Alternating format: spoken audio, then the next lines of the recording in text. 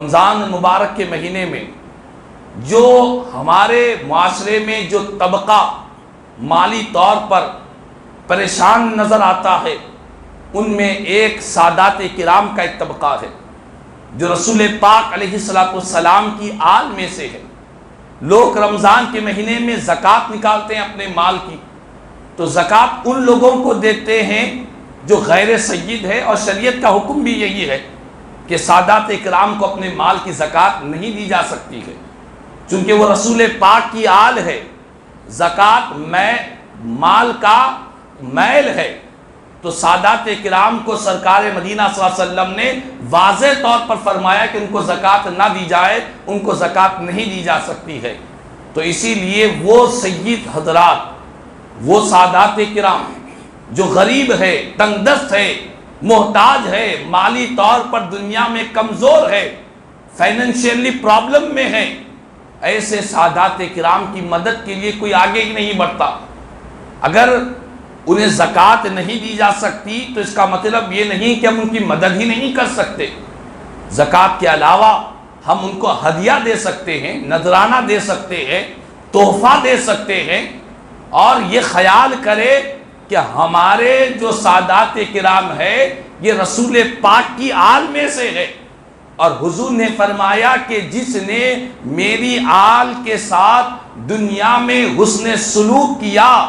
کل قیامت کے دن میں اس کا بدلہ اسے عطا کر دوں گا۔ رحمت للعالمین ہے، شافی محشر ہے، قیامت کے دن انہی کے ہاتھ میں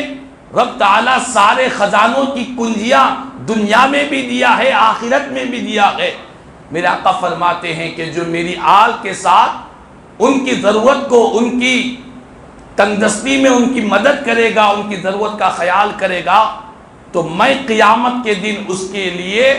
راحتیں پہنچاؤں گا، آسانیاں عطا فرماؤں گا۔ تو ہمیں خاص طور پر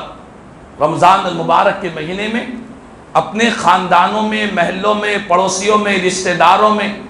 جو سادات کرام ہیں ان کا بھی ہمیں خاص خیال کرنا چاہیے۔ اللہ نے مال دیا ہے تو زکوٰۃ کے علاوہ ان کے لیے تحفے دے، ہدیے دے، نذرانے دیں، پھر دیکھیں اللہ کے رسول صلی اللہ علیہ وسلم کی کیسی ہم پر نگاہ کرم ہوتی ہے، حضور کی کیسی ہم پر نگاہ خاص ہوا کرتی ہے۔ تو ہمیں سادات کرام کو بھی فراموش نہیں کرنا چاہیے۔ رمضان کا یہ مہینہ غریب سید سادات کرام کی مدد کرنی چاہیے، چونکہ میں یہ بات اس لیے کہہ رہا ہوں کہ میں ایسے لوگوں کو جانتا ہوں، ایسے ضرورت مندوں کو جو سید ہے لیکن تنگدستی کی وجہ سے اپنے سید ہونے کو چھپاتے ہیں،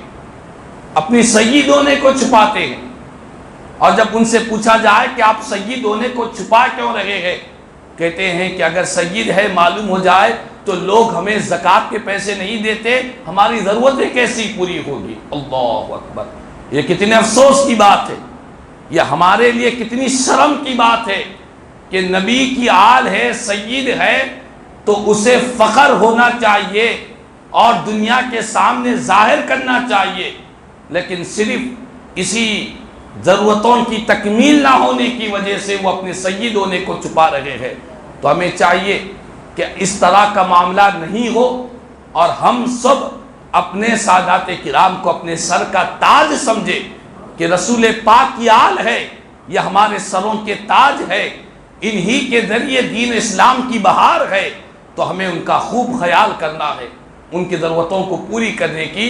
جتنی ہماری استطاعت ہے، گنجائش ہے، ضرور ان کی مدد کرنی چاہیے۔ تو بہرحال یہ رمضان کا یہ مہینہ بڑی تیزی سے گزر رہا ہے۔